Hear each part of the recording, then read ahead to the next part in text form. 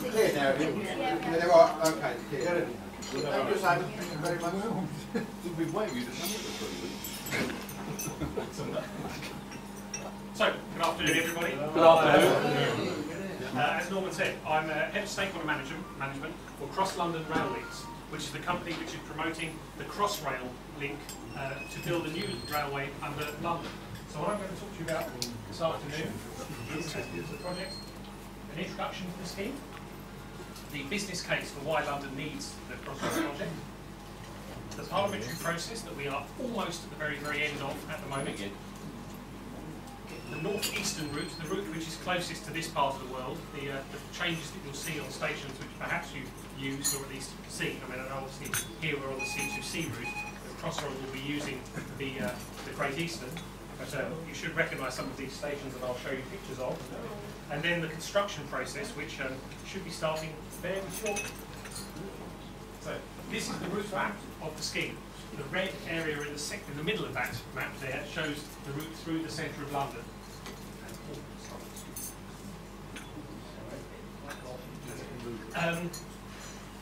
The red section in the middle is the very centre of London, and the blue areas are the routes outside, which are existing track. That's the line out to Maidenhead in the west, the line up to Shinfield, the Great Eastern here in the east, and also the line onto the North Kent line in Abbey Wood. And here is the central area zoomed in a little bit, showing where we're building new stations for Crossrail trains.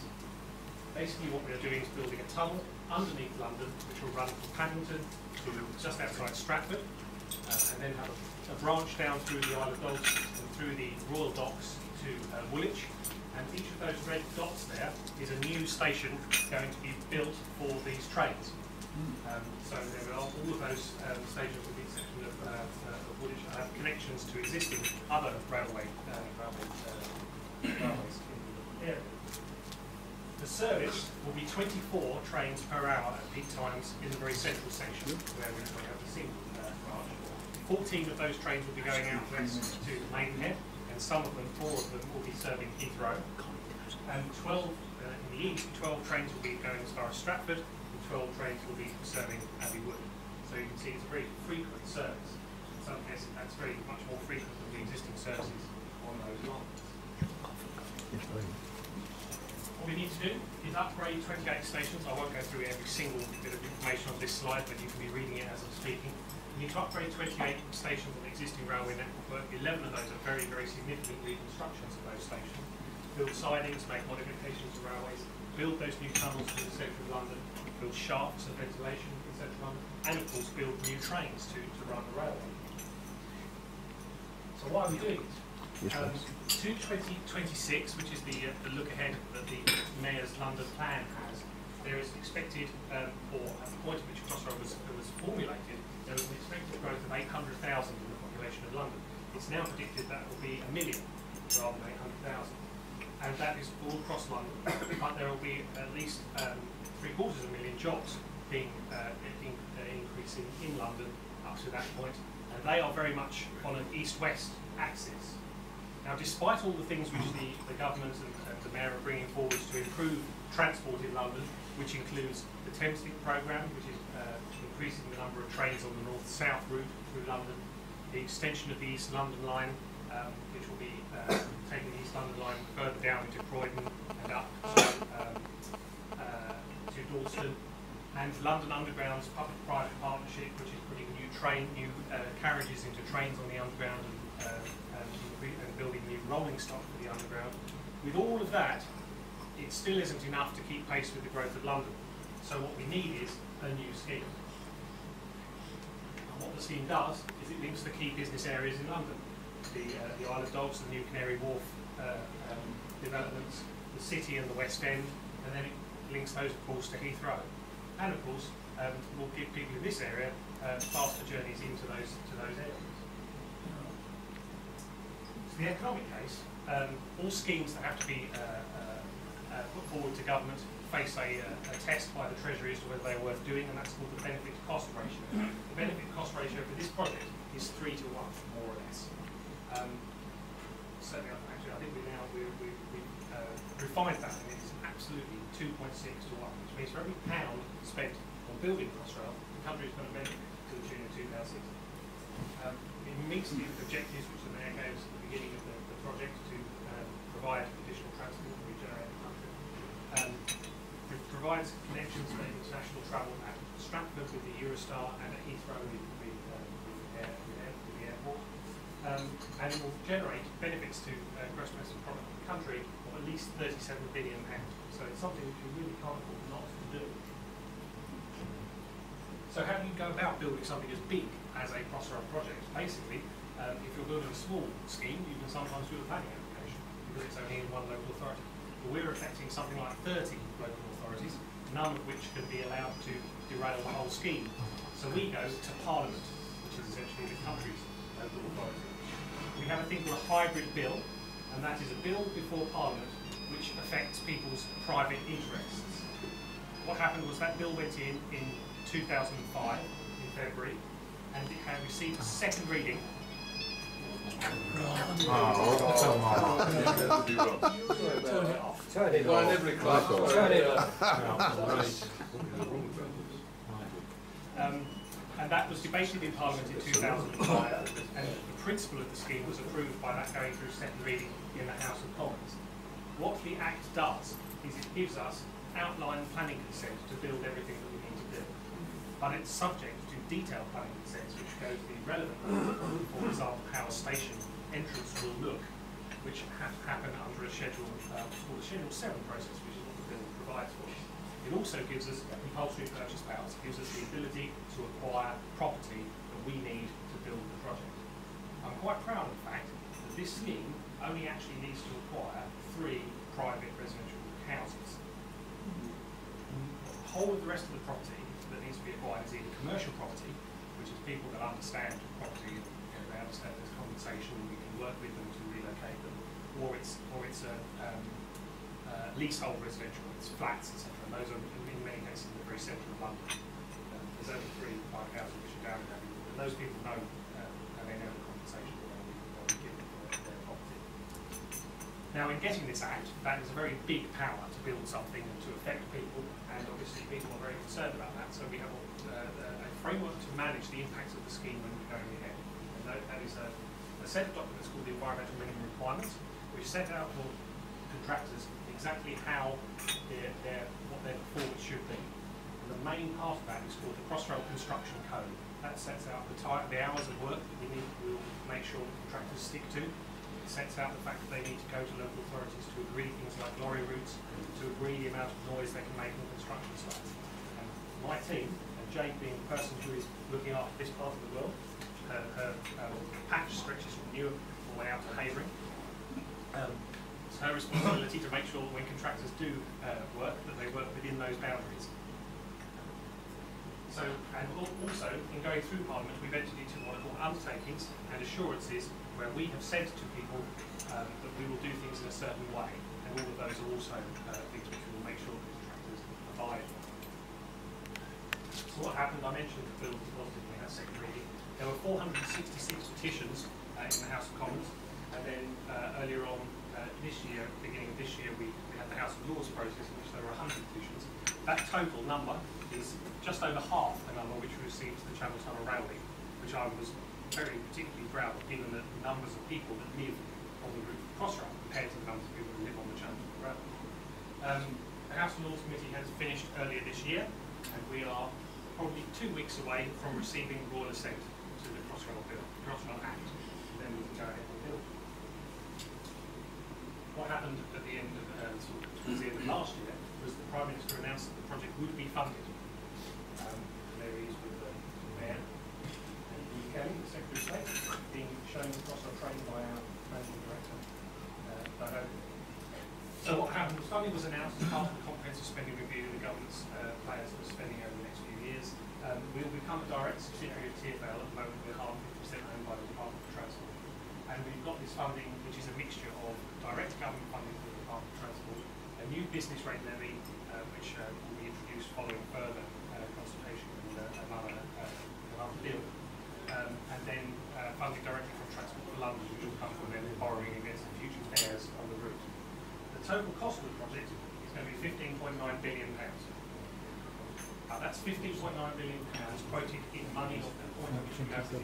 So that's 2017 money. And the reason why we quoted it in the money of when we were open it is because that way you don't have to add inflation every year and be blamed for it going up in cost, when in actual fact it hasn't. All that's happened is inflation. Other projects have been tracked. Yeah, that's like the 2.9 billion for the Olympic Games, Let's tell you a isn't bit it? about what we're actually going to build in this part of the world. We were going to do a very significant rebuild of Stratford Station. However, when London won the Olympics, that became part of their project. And so that will be done before we even arrive. We need to provide new ticket halls, very significant new works at Ilford and Romford. Then we need to provide facilities for people with restricted mobility at other stations along the route, nearly all of the stations on that north-eastern route. We'll also be providing stabling sidings for new and longer trains at Indian Park and Shenfield. Freeman Lane, if everybody knows this area near the A12 before Stratford Station. This is where part of where the Olympic Park will be, where the Olympics is to the north of this. What we'll be doing here is this is where Crossrail will come out of the ground. The tunnel is coming from central London, and what we'll do is we'll move the Docklands Light Railway and the Great Eastern Main Line southwards, bring a Crossrail tunnel coming up between the two lines of the Great Eastern Main Line and connect on without having to cross any opposing rail track. And that requires acquiring some land which actually needs to be acquired from the Olympics anyway. So we will need to work with them. We are working with them to coordinate our construction programs. This is how Ilford Station could look in the future. This station entrance will be a little bit further away from further back from where the station entrance is at the moment, providing the possibility to build a plaza at the entrance of the station and redevelop the blocks which are to the south of that, and then also improve the connection to the buses on Ilford Hill. The second major, 7 Kingswood Maze and Chapel Heath, those are all stations where we need to extend platforms for longer trains and also provide step-free access. And then at Romford, another very significant rebuild. There's I think it's disused, the building just north of the tracks there, which we'll be acquiring and demolishing, building this much more improved station entrance with a great deal more space and the ability and lifts, etc., to allow people up to the platform level.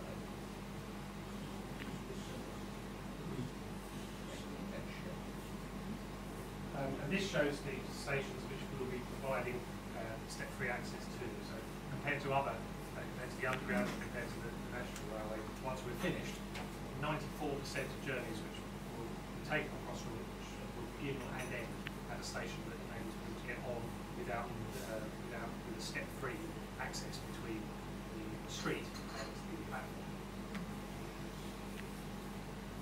So I've actually spun through that rather quickly, but I think it's what you wanted. There's a couple more slides on the construction, and then I'll allow you to ask questions if you have. The programme for building the project is Royal Ascent. As I said, we're expecting that the last day before flood rises, which is the 22nd of July.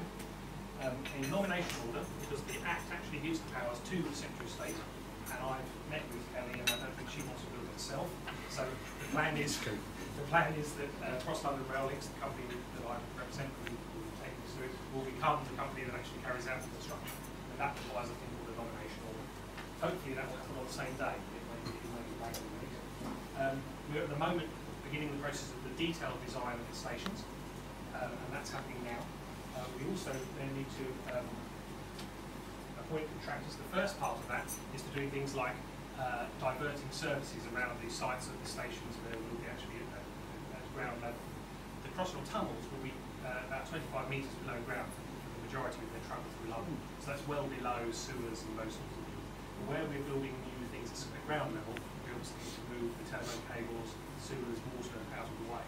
So all of that has to be done before we start. And that will be happening starting from early 2009 and probably take more or less the whole of 2009 to do. Actual main construction of the project is expected to start in 2010. And as I said, Crossrail trains will start running in 2017.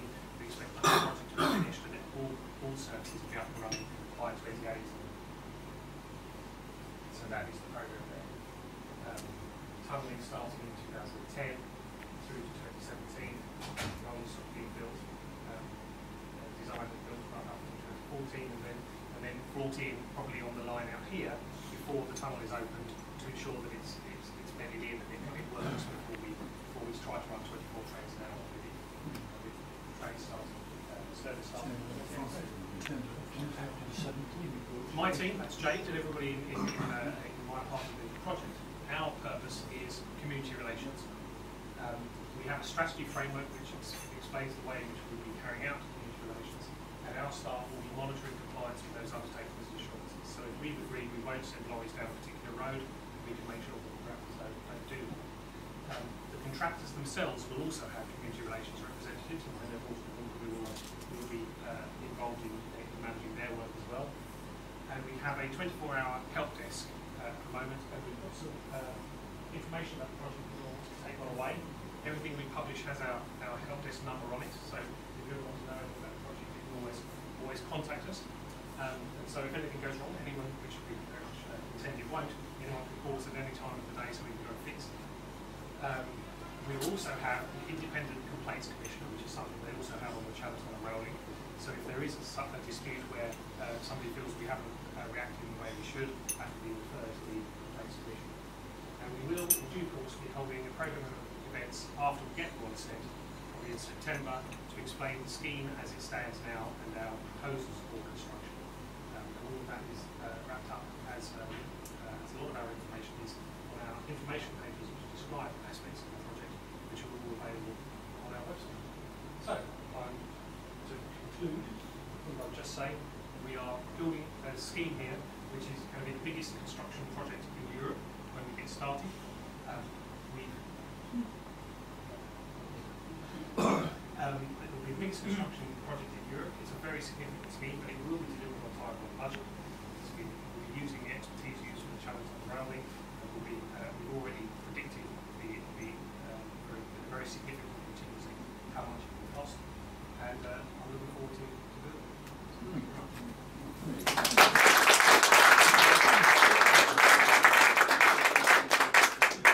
Thank you very much, Simon, and thank you for being patient with us in the very beginning. It doesn't usually happen. We were a little bit late in this. I'm sure the House will have something to ask. You want to control that? No, not us. The 2.6 to 1 ratio, beneficial ratios, over what period is that supposed to return? When, do you want the real detail of it? No, road schemes are discounted over a 40-year period, and that's what the Department of Transport is normally used to expecting. However, when you build a railway, it has a very, very significant life. You don't often have to do a great deal to it until for a long time. And the railways which were built in 1840s are still serving us very well here. So we negotiated with the Treasury, and our discounting period is actually 60 years. So that's where that number comes from. In actual fact, once you've built the scheme, the benefits will become obvious, and the benefits will last more or less forever. Simon, where is all the spoil going to go from all this work? Two parts to that question. One is how will we actually get it out, and I'm quite proud of this, so I'm going to talk about that. But where it finally goes is a matter for consideration later. And the reason for that is we won't actually see any spoil probably until about 2011. So standing here in 2008, I don't know if there are projects out there where you can do what we call beneficial reuse. The plan is never to send it to total landfill, because if you do that, well, first of all, it's not environmentally friendly. You want to find a way to reuse these things. But actually, there is a tax which goes on landfill, which we would then have to pay. We want to avoid that. The excavated material, the material we will be excavating is pure, clean London clay. It's very good stuff for certain construction and for certain purposes. One of the things that has been identified is that it may become capping material for the tip down in Pitsea. And the way it will get there is by the river. More than half of the excavated material on Crossrail will actually be moved by means other than roads. The tunnel boring machines, obviously once you're digging a tunnel, the excavated material comes up the back, it makes it to where you put the TBM in the ground, and then for Crossrail, Those points are Royal Oak, west of Paddington, and where we'll be loading that excrete material onto trains, and we'll take it up probably to Bedfordshire and places where there are pits which need to be refilled. In the east, we'll be digging these tunnels from the Limo Peninsula near Canning Town.